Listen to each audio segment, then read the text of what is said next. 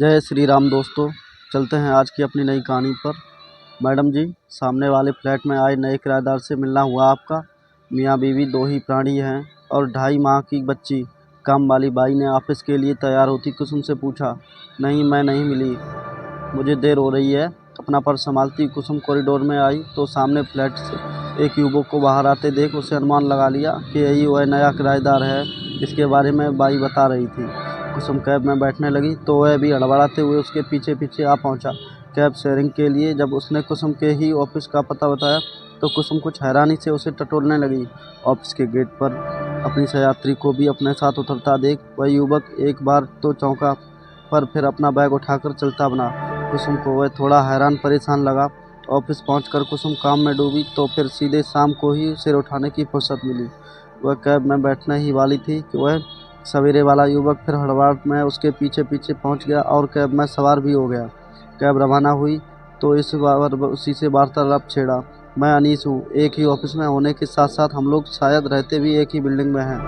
हाँ, आमने सामने। तुम शायद कुछ दिन पूर्व ही शिफ्ट हुए हो। हाँ, 4-5 रोज हो गए। मैंने इस कंपनी में अभी ही ज्वाइन किया है। पत्नी रिया का बैंक भी यहीं से समीप है। अभी तो वह मैटरनिटी लीव पर है। हमारी 2.5 माह की बिटिया है अनाया। अरे वाह, बहुत प्यारी फैमिली है। किसी मदद की आवश्यकता हो तो बताना। अवश्य। आपसे थोड़ा ऑफिस का सिस्टम भी समझना था। कैब में हुई 2-4 मुलाकातों के बाद अनीस कुसुम से खुलने लगा था। उसने बताया कि मां बनने के बाद से ही रिया बहुत उदास और परेशान लगी है। बच्ची उससे संभल नहीं पा रही है। कुसुम द्वारा यह पूछे जाने पर कि घर में कोई बड़ा नहीं है क्या, उसने बताया कि माँ और सास क्रमशः एक माह उनके पास रहकर लौट चुके हैं। आखिर उनके घर भी पति हैं। घर के कामों के लिए बाई के अलावा एक कुक भी लगी है। पर अनाया का खिलाना पिलाना, नहलाना धुलाना सुलाना ही इतना बड़ा काम है कि रिया पस्त हो जाती है। हर नई माँ को इन समस्याओं से रूबरू होना ही होता है।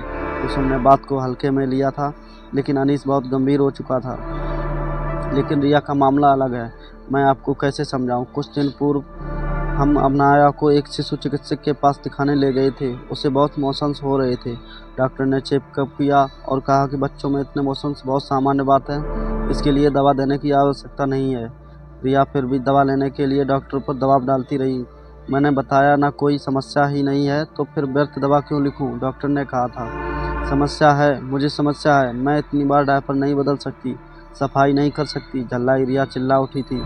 वो तो शुक्र है कि अभी अनाया ने रोना शुरू कर दिया और रिया उसे लेकर बाहर चली गई।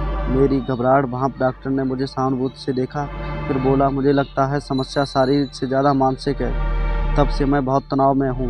मैंने रिया को यह सब नहीं बताया, पर क्या मुझे उसे मनोचिकित्सक के पास ले जाना होगा। मेरी रिया बिल्कुल बच्ची की तरह बहुत प्यार करता हूँ मैं उसे कुछ हुआ तो मैं खुद को कभी माफ़ नहीं कर पाऊँगा। अब तो लगता है हमें अभी बच्चा प्राप्त करना ही नहीं चाहिए था। बात समाप्त करते करते अनीस इतना आस्वाद में आ गया था कि कुसुम अवाक उसे देखती ही रह गई। अनीस को बमुश्किल एक धैर्यवान श्रोता मिला था। उसके अंदर कब का जमा लावा उमड़ उमड़ कर बाहर निकलने को आतुर हो रहा था। मैं ज्वाइन कर लेने के बाद इसीलिए 2 दिन ऑफिस नहीं आ पाया। अनाया तो रिया के भरोसे है, पर रिया को किसके भरोसे छोड़ूं। कहीं परेशानी में कुछ उल्टा सीधा कदम ना उठा ले। अनाया रोते रोते नहीं थकती और रिया थक कर खुद रोना शुरू कर देती है। आधे समय तक तो वह यही नहीं समझ पाती कि वह किस वजह से रो रही है।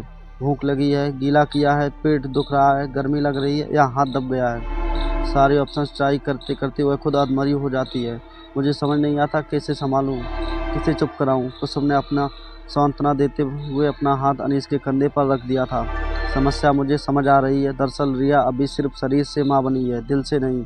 उसने बच्ची को तो जन्म दे दिया है, पर उसे भावनात्मक रूप से जुड़ नहीं पाई।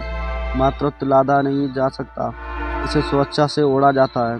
इसमें उसका कसूर भी नहीं है। पहले वह निहायत स्वच्छ जिंदगी जी रही थी। मर्जी से उठना, कुछ भी खा पी लेना, पहन लेना, घूमना, ऑफिस जाना, तुम्हारा एक छत्र प्यार पाना। पर मातृत्व धारण करने के बाद अब उसका सब कुछ बच्ची पर निर्भर हो गया है। उसे उसी की नींद सोना है, उसी की नींद जागना होता है, उसके हाजमे के ख्याल से खाना पीना होता है, उसे फीड करा सके इस हिसाब से पढ़ना होता है। बच्ची का पूरा ताम झाम लाद कर कहीं निकलना, तो इससे तो घर में ही रहना उसे बेहतर लगेगा। फिर तुम्हारा प्यार वह भी उसे उसके साथ बांटना पड़ रहा है। पर मैं तो यह सब रिया का दृष्टि कोण है, जिसे प्यार से, नरमाई से और भरपूर सहयोग से तुम ही बदल सकते हो। पर घबराओ मत, मैं तुम्हें पूरा सहयोग दूंगी। तुमने बड़ी बहन मानकर मुझसे अपनी समस्या शेयर की है, मैं तुम्हें निराश नहीं करूंगी। तो कब मिलवा रहे हो मुझे उनसे? आज शाम को ही ऑफिस से आप मेरे साथ ही चलना। वादे के मुताबिक कुसुम शाम को अनीस के संग उसके घर गई। बच्चों को उसके पहले ही फ़ोन पर देरी से घर पहुंचने की सूचना दे दी थी। अनीस के घर के हालात बता रहे थे कि अनीस ने उसके आगमन की घर पर कोई सूचना नहीं दी थी।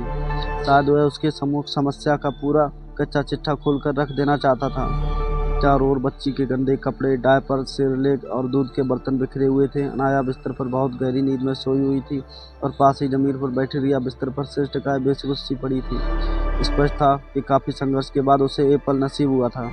ढीला ढाला पजामा, उस पर छोटी सी टी-शर्ट कल्चर में से निकलकर गालों पर झूलती अनसुलझे बालों की लटें, क्लांत चेहरे पर इतनी मासूमियत कि कुसुम के मुंह से बेतहाशा निकल गया, यह तो खुद नितांत बच्ची है। आहत से रिया की नींद टूट गई और बच्ची भी कुनमुनाने लगी। कुसुम लपक कर उसके सिरहाने पहुंच गई और उसे थपथपाने लगी। तुरंत वह फिर से गहरी नींद में सो गई। रिया सपकाई, फिर अपने कपड़े, बाल आदि ठीक करने लगी तो कुसुम ने प्यार से उसके गाल थपथपा दिए। रिलैक्स, मैं तुम्हारी पड़ोसन हूँ, तुम्हारे पति की बड़ी बहन के समान। हम एक ही ऑफिस में कुछ हैं। कुसुम दीदी, अनीस ने बताया था आपके बारे में। रिया सहज ही हो गई थी। कुसुम नहीं चाहती थी कि रिया अपने और घड़पन या अपरिवर्तित मातृत्व को लेकर किसी शर्मिंदगी से गिरे, इसीलिए उसने तुरंत बात मनाई। अनीस कब से मुझसे ऑफिस का सिस्टम समझना चाह रहा था, ऑफिस में वक्त ही नहीं मिल रहा था, तो आज हमने घर पर ही बैठकर बात करने का निर्णय ले लिया। तुम्हें कोई परेशानी तो नहीं? अरे नहीं। अरे रिया, तुम्हें अपनी कुछ पर्सनल शॉपिंग करनी थी ना, तो मैं घर पर ही। अनायास भी सो रही है, तुम हो आओ, अनीस बोले।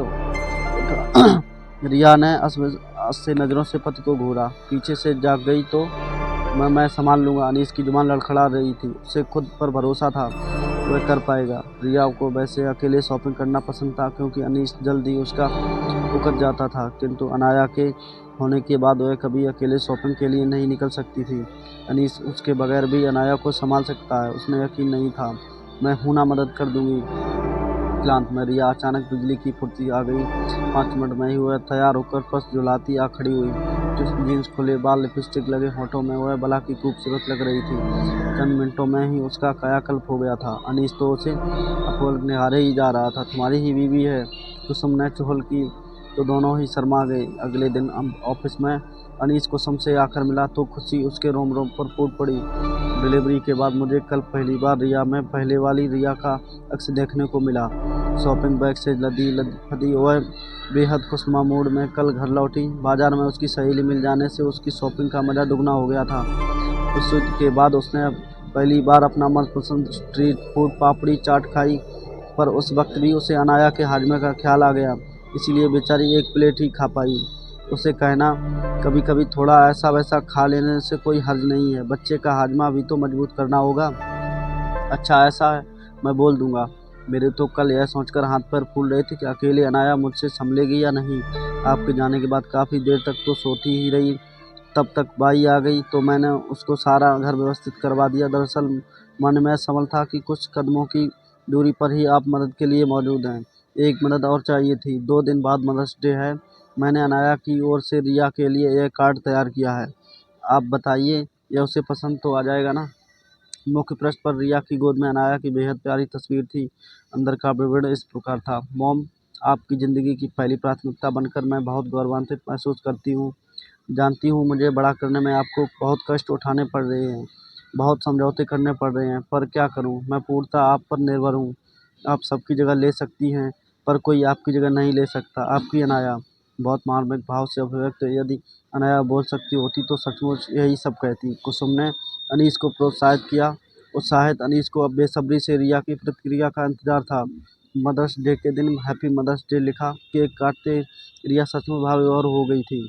जब अनीस ने अनाया के हाथ से उसे कार्ड को पकड़ाया तो वह आश्चर्यचकित तुरंत उसे खोलकर पढ़ने लगी। पढ़ते पढ़ते रिया की आंखें नम हो गई थीं। लपक कर उसने अनीस की गोद से अनाया को लगभग छीन ही लिया और सीने से चिपकाकर ताबड़तोड़ चूमने लगी।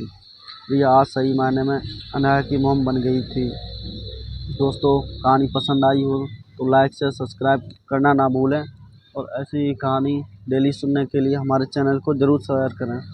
धन्यवाद दोस्तों। जय श्री राम।